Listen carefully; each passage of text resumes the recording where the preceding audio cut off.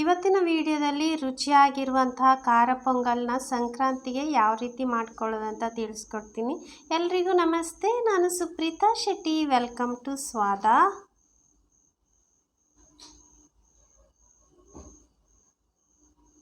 ಮೊದಲಿಗೆ ಅರ್ಧ ಕಪ್ಪಷ್ಟು ಹೆಸರು ಬೇಳೆ ತಗೊಂಡಿದ್ದೀನಿ.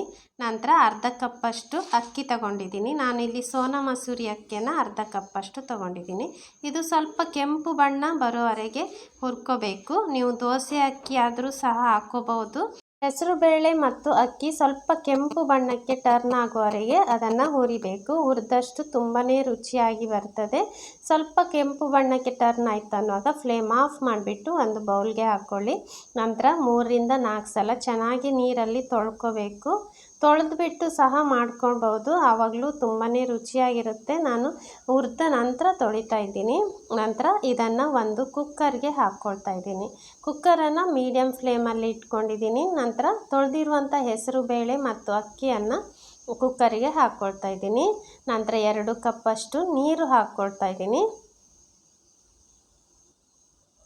ನಂತರ ಮುಚ್ಚಳ ಮುಚ್ಚಿಬಿಟ್ಟು ನಾನಿಲ್ಲಿ 5 ವಿಸಿಲ್ ಕೂರಿಸ್ಕೊಳ್ತಾ ಇದ್ದೀನಿ. ಯಾಕೆಂದರೆ ಹೆಸರುಬೇಳೆ ಅಕ್ಕಿಯನ್ನು ನೆನೆಸಿಲ್ಲ, ಹಾಗೆಯೇ ಹಾಕಿರೋದ್ರಿಂದ ಒಂದು 5 ವಿಸಿಲ್ ಹಾಕ್ಕೊಳ್ತಾ ಇದ್ದೀನಿ. ಈ ರೀತಿ ಯಾವುದಾದ್ರೂ ಬಟ್ಟೆಯನ್ನು ಈ ರೀತಿ ಇಡೋದ್ರಿಂದ ಅದು ನೀರೆಲ್ಲ ಹೊರಗಡೆ ಚೆಲ್ಲಲ್ಲ.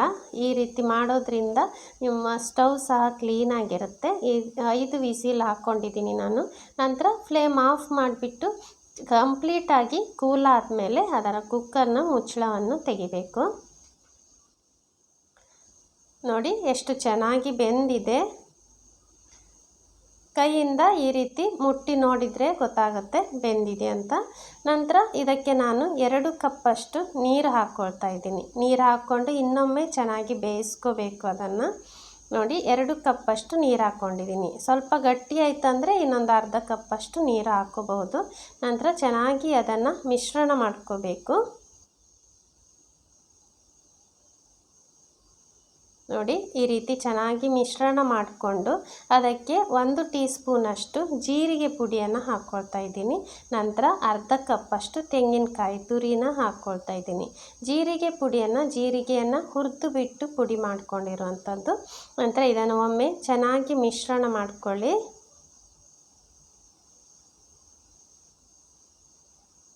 ಮೀಡಿಯಮ್ ಫ್ಲೇಮಲ್ಲಿ ಇಟ್ಕೊಂಡು ಅದನ್ನು ಬೇಯಿಸ್ಕೊಳ್ತಾ ಇದ್ದೀನಿ. ನಂತರ ರುಚಿಗೆ ತಕ್ಕಷ್ಟು ಉಪ್ಪು ಹಾಕ್ಕೊಳ್ತಾ ಇದ್ದೀನಿ. ನಾನು ಬೇಳೆ ಮತ್ತು ಅಕ್ಕಿ ಬೇಯಿಸುವಾಗ ಉಪ್ಪು ಹಾಕಿರಲಿಲ್ಲ. ಇವಾಗ ಸ್ವಲ್ಪ ಉಪ್ಪು ಹಾಕ್ಕೊಂಡು ಇನ್ನೊಮ್ಮೆ ಚೆನ್ನಾಗಿ ಒಂದು 2ರಿಂದ 3 ನಿಮಿಷ ಚೆನ್ನಾಗಿ ಬೇಯಿಸ್ಕೋಬೇಕು. ಇದಕ್ಕೆ ಒಗ್ಗರಣೆ ಮಾಡ್ಕೊಳ್ತಾ ಇದ್ದೀನಿ. 2 ಟೀ ಸ್ಪೂನಷ್ಟು ತುಪ್ಪ ಹಾಕ್ಕೊಳ್ತಾ ಇದ್ದೀನಿ. ತುಪ್ಪದ ಬದಲು ಎಣ್ಣೆಯನ್ನು ಸಹ ಹಾಕೋಬಹುದು, ಆದರೆ ತುಪ್ಪ ಹಾಕೋದ್ರಿಂದ ತುಂಬಾ ರುಚಿಯಾಗಿ ಬರ್ತದೆ. ನಂತರ ಸ್ವಲ್ಪ ಗೋಡಂಬಿನ ಹಾಕ್ಕೊಳ್ತಾ ಇದ್ದೀನಿ. ಗೋಡಂಬಿ ಸ್ವಲ್ಪ ಕೆಂಪು ಬಣ್ಣ ಬರೋ ತನಕ ಮೀಡಿಯಮ್ ಫ್ಲೇಮಲ್ಲಿ ಹುರಿಬೇಕು. ನೋಡಿ ಸ್ವಲ್ಪ ಕೆಂಪು ಬಣ್ಣ ಟರ್ನ್ ಆಯ್ತು ಅನ್ನುವಾಗ ಅದಕ್ಕೆ 1 ಟೀ ಸ್ಪೂನಷ್ಟು ತುರಿದಿರುವಂಥ ಶುಂಠಿ, ನಂತರ 1 ಟೀ ಸ್ಪೂನಷ್ಟು ಜೀರಿಗೆ, ನಂತರ ಒಂದು 5 ಕಾಳು ಮೆಣಸು ಹಾಕ್ಕೊಳ್ತಾ ಇದ್ದೀನಿ. 2 ಉದ್ದಕ್ಕೆ ಹೆಚ್ಚಿರುವಂತಹ ಹಸಿಮೆಣಸು, ನಂತರ ಚಿಟಿಕೆಯಷ್ಟು ಅರಿಶಿನ ಪುಡಿ. ಇದೆಲ್ಲ ಹಾಕಿ ತುಪ್ಪದಲ್ಲಿ ಘಮ ಬರೋ ತನಕ ಒಂದು ಮೀಡಿಯಮ್ ಟು ಲೋ ಫ್ಲೇಮಲ್ಲಿ ಹುರಿಬೇಕು. 1 ನಿಮಿಷ ಹುರಿದ್ರೆ ಸಾಕು, ಜಾಸ್ತಿ ಹುರಿಬಾರ್ದು. ನಂತರ ಸ್ವಲ್ಪ ಕರಿಬೇವು ಹಾಕ್ಕೊಳ್ತಾ ಇದ್ದೀನಿ. 1/4 ಟೀ ಸ್ಪೂನಷ್ಟು ಇಂಗಿನ ಪುಡಿ ಹಾಕ್ಕೊಳ್ತಾ ಇದ್ದೀನಿ. ಇದನ್ನು ಹಾಕಿಬಿಟ್ಟು ಸ್ವಲ್ಪ ಬಾಡಿಸ್ಕೊಂಡ್ರೆ ಸಾಕು. ನೋಡಿ ಕರಿಬೇವು ಸ್ವಲ್ಪ ಕ್ರಿಸ್ಪಿ ಆಯ್ತು ಅನ್ನುವಾಗ ಅದನ್ನು ನಾವು ಕುಕ್ಕರಲ್ಲಿ ಬೇಯಿಸಿರುವಂಥ ಬೇಳೆಗೆ ಮಿಶ್ರಣ ಮಾಡ್ಕೋಬೇಕು. ಮಾಡಿಕೊಂಡು ಇನ್ನೊಂದು 2 ನಿಮಿಷ ಚೆನ್ನಾಗಿ ಅದನ್ನು ಕುದಿಸ್ಕೊಳ್ಳಿ. ಮೀಡಿಯಮ್ ಫ್ಲೇಮಲ್ಲಿ ಇಟ್ಕೊಂಡು ಕುದಿಸ್ಕೊಳ್ಳಿ. ಮಧ್ಯೆ ಚೆನ್ನಾಗಿ ಮಿಕ್ಸ್ ಮಾಡ್ತಾ ಇರಿ, ಯಾಕೆಂದರೆ ಅಡಿ ಹಿಡುವ ಚಾನ್ಸಸ್ ಇರುತ್ತೆ. ಅದಕ್ಕೆ ಚೆನ್ನಾಗಿ ಮಿಶ್ರಣ ಮಾಡ್ಕೊಳ್ಳಿ. 1-2 ನಿಮಿಷ ಕುದ್ದ ನಂತರ ಫ್ಲೇಮ್ ಆಫ್ ಮಾಡಿಬಿಟ್ಟು ಅದಕ್ಕೆ ಸ್ವಲ್ಪ ಕೊತ್ತಂಬರಿ ಸೊಪ್ಪು, 1 ಟೀ ಸ್ಪೂನಷ್ಟು ಲಿಂಬೆ ರಸ ಹಾಕಿ ಮಿಶ್ರಣ ಮಾಡಿದರೆ ತುಂಬಾ ರುಚಿಯಾಗಿರುತ್ತೆ. ಖಾರ ಪೊಂಗಲ್ ಎಷ್ಟು ಸುಲಭವಾಗಿ ರೆಡಿ ಆಯಿತು ನೋಡಿದ್ರಲ್ಲ. ಸಂಕ್ರಾಂತಿಗೆ ಖಂಡಿತವಾಗಿ ಟ್ರೈ ಮಾಡಿ ನೋಡಿ, ತುಂಬಾ ರುಚಿಯಾಗಿರುತ್ತೆ.